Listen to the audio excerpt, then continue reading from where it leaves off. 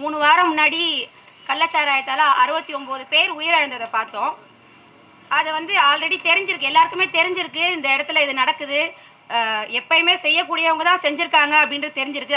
அது வந்து அரசு நினச்சிருந்தா தடுத்து நிறுத்தியிருக்கலாம், ஆனால் தடுக்கலை. அந்த மாதிரி தடுத்து இருந்தாங்கன்னா இந்த 69 உயிர் பலி கண்டிப்பாக ஆயிருக்காது.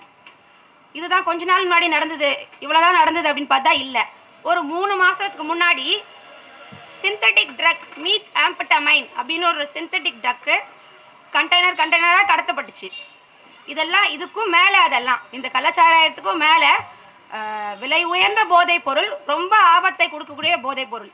அதெல்லாம் எடுத்துக்கிட்டாங்கன்னா ஒரு 30 நாட்கள் மேலே ஆகும் நம்ம உடம்புலேருந்து வெளியேறதுக்கு. அந்த போதைப் பொருள்லாம் அவ்வளோ மோசமான போதைப் பொருட்கள்.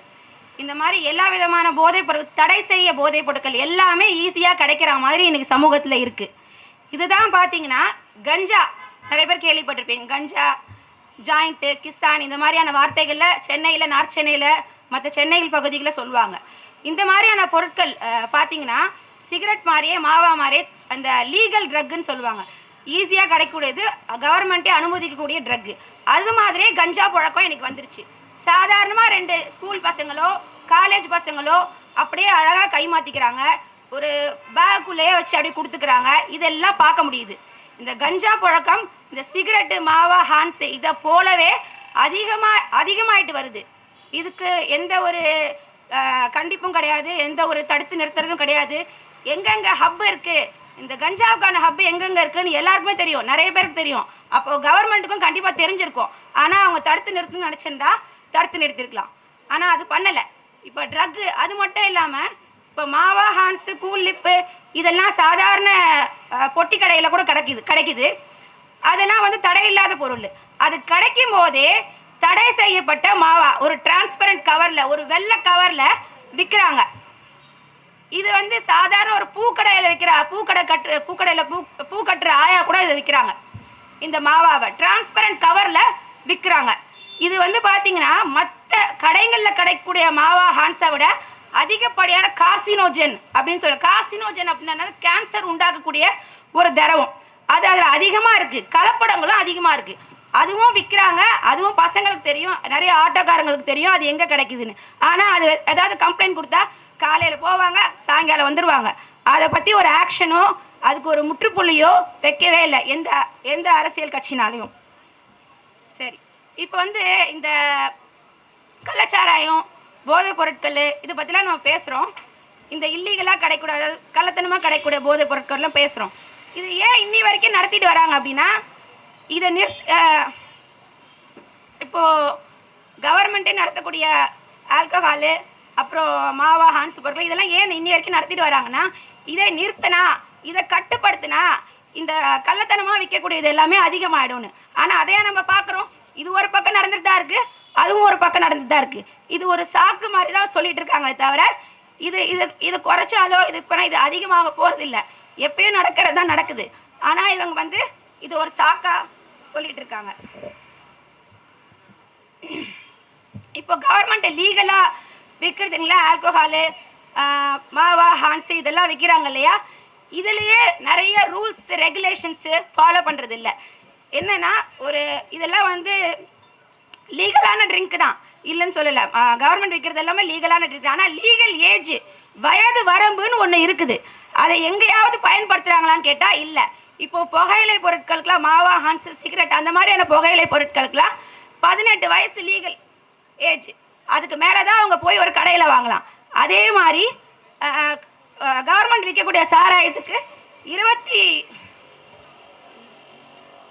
21 வயசு தான் அனுமதி இருக்குது. ஆனால் இந்த வயது வரம்பை யாராவது கடைப்பிடிக்கிறாங்களான்னா இல்லை. எங்கேயாவது போனால் சிகரெட் வாங்குறதுக்கோ இல்லை இந்த மது பாட்டில் வாங்குறதுக்கோ போனால் எங்கேயாவது ஸ்மார்ட் கார்டு இருக்கா, ஆதார் கார்டு இருக்கா, உங்களுக்கு வயது நிரம்பிருச்சான்னு எங்கேயாவது கேட்குறது இருக்கா? 1 கிலோ அரிசி கவர்மெண்ட் ரேஷன் கடையில் போய் ஸ்மார்ட் கார்டோ ஆதார் கார்டோ எல்லாம் வாங்க முடியுமா? ஆனால் ஒரு 10 வயது 11 வயது பையன் போய் உம்மா பொடினா நிறைய பேருக்கு தெரிஞ்சிருக்கோம், மூக்கு பொடி, இதை போய் கேட்கலாம். அந்த கடைக்காரரோ ஒரு கொத்தமல்லி புதினா எடுத்து கொடுக்குற மாதிரி எடுத்து கொடுத்துருவாரு. எதையுமே கேட்க முடியாது. இது நான் கண்டால பார்க்கறது. 10-11 வயசு தான் இருக்கும் அந்த பையனுக்கு. அவர் கேட்கல. உனக்கு எதுக்குப்பா இந்த உமா பொடி, இந்த உமா பவுடர், இந்த மூக்கு பொடின்னு கேட்கல. நான் கேட்குறேன், எனக்கு ரொம்ப கஷ்டமா இருக்கு அந்த பையனை பார்க்கும் போது. கேட்குறேன் இது எதுக்குப்பா, எங்க ஆயாவுக்குன்னு சொல்றான். ஆனா அவங்க ஆயா தான் அது உபயோகப்படுத்துறாங்களா, இல்லை ஏன் நம்ம ஆயா அதை விட்டு இருக்க மாட்டேதுன்னு அவன் உபயோகப்படுத்தி பார்க்குறான்னா நமக்கு தெரியாது. ஆனா அந்த வயது வரம்ப மீறி தான் இருக்குது. இதே மாதிரி தான் டாஸ்மார்க்லையும் எங்கேயுமே உங்களுக்கு ஒரு 20 வயது 21 வயது ஆயிடுச்சா, ஒரு லைசன்ஸ் காட்டுப்பா, நீ குடிக்கிறதுக்கான ஆள் தானே அப்படின்னு எங்கேயுமே கேட்கறது இல்லை. வயது வரம்பை வந்து பார்க்கறதே கிடையாது. இப்போ உலக சுகாதார மையம் எல்லாரும் கேள்விப்பட்டிருப்பீங்க. அவங்களுடைய நிறைய ரெகுலேஷன்ஸ் பற்றி தான் நம்ம இந்த கொரோனாலேருந்தே வெளிவந்தோம். அவங்க என்ன சொல்லியிருக்காங்கன்னா, சராசரியா ஒரு 10 வயதுல ஆணா இருக்கட்டும் பெண்ணா இருக்கட்டும் அவங்களுடைய சிகரெட்டோ இல்லை மாவா ஹான்ஸோ இதை வந்து உபயோகப்படுத்த தொடங்குறாங்கன்னு சொல்லிட்டு, அவங்களோட சிகரெட்டோ மாவா ஹான்ஸ் ஏதாவது ஒரு புகையிலை பொருட்களை 10 வயதுலே ஒரு பையனோ பொண்ணோ தொடங்கிடுறாங்கன்னு.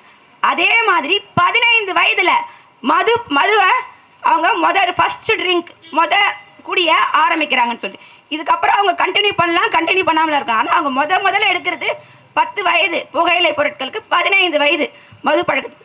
இது எல்லாமே பார்த்தீங்கன்னா 18 வயது கீழேயே அவங்க வந்து எல்லாத்தையும் உபயோகப்படுத்தி பார்த்துடுறாங்க. எல்லாமே அவங்க கை தேர்ந்துடுறாங்க. இன்னும் இது எடுக்கும்போது என்ன ஆகுதுன்னா, அவங்க மூளை சீக்கிரமாகவே இன்னும் வேணும் இன்னும் வேணும் இன்னும் வேணும் அப்படின்னு சொல்லுது. அப்போ சிகரெட்ல நிக்கோட்டின் அளவு கம்மியாக இருக்குது, அடிமை சாசன பொருள் கம்மியாக இருக்குன்னா அவன் மாவா ஹான்ஸை தேடி போகிறான். இதே ஒரு வைனு பியர் அடிக்கிற அதில் வந்து அந்த அடிமை சாசன பொருள் வந்து கம்மியாக இருக்குது அப்படின்னா அவன் ஒரு விஸ்கி பிராந்தி இதை தேடி போகிறான். அதுவும் பத்தலையா அவன் கள்ளச்சாராயத்துக்கு தான் தேடி போவான். அதுதான் நடந்துட்டு இருக்கு.